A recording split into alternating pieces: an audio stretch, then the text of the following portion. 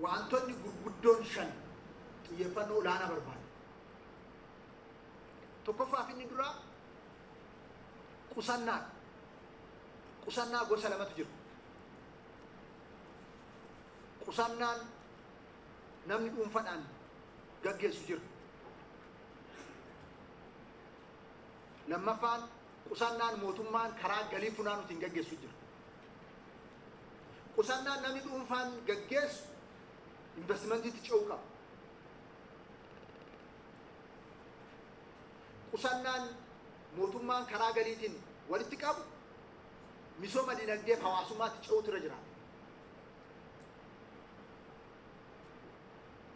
amma nuyi immoota kana lamaan irratti rakkoo guddaadha kan nuyi qabnu akkuma gabaasa irratti sila dhiyaate percentiin 70 ol ammas investmentiin naannoo keenya kan bara kana mirkaneessine kan qonnaan bulaaf kan dargaggootaati galiin nagayeedhaan ala walitti qabamu jiraannan ummanni keenya iddoo tokkotu keessummeessuu qabu namni galii nagayeedhaan ala funaanu diina uummata Oromooti bakka kamiyyuu kan jiru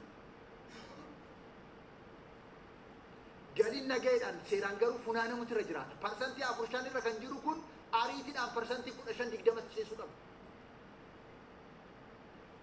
isaan misooma kana ariifachiisuu qaba dhaloonni dhufu dhaloota daldala beeku biizinasii beeku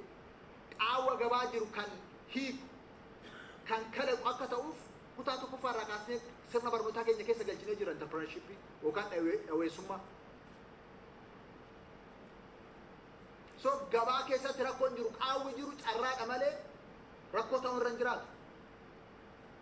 amma garuu nuuf rakkoo carraawwan jiru fudhanneetti fayyadamuu irratti rakkan maaliif maali seetiin keenya akkaataan sammuun keenya dubbichatti ilaalu rakkoo qaba kana jijjiiruudhaaf daa'imman irratti hojjechaa jira lammataa immoo leenjiiwwan babal'aa gaggeessaa jira sadarkaa hundatti kolleejjiin leenjii fi ogummaa qabnu naannoo keenya keessa jiru irratti ummanni keenya bal'aan kallattii hundaan ogummaa irratti jabaannee hojjechuu qaba namni ogummaa 3-4 hin qabne jireenya boruuf ibsaa dhufu injifachuu hin danda'u tokkoon keenya ogummaa 3-4 qabaachuu danda'u dura jira inni sadaffaan misooma walootiif ummanni keenya dhaabbachuu hojjechuu fi aadaa hojii keenya jijjiiruuti misooma walootiif ummanni keenya waggoottan darban raajii hojjeteera manneen barnoota bu'uura boruu baay'ee xiqqashuu qabna ture Oromiyaa keessatti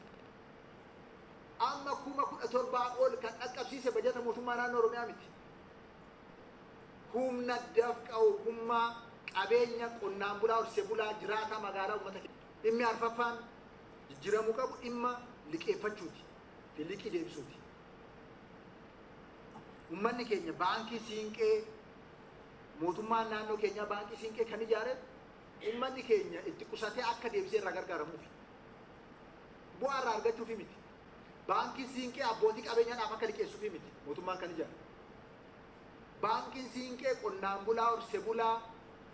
jiraata magaalaa dargaggoota keenyaaf ol adeemaa keenyaaf liqii akka kennuuf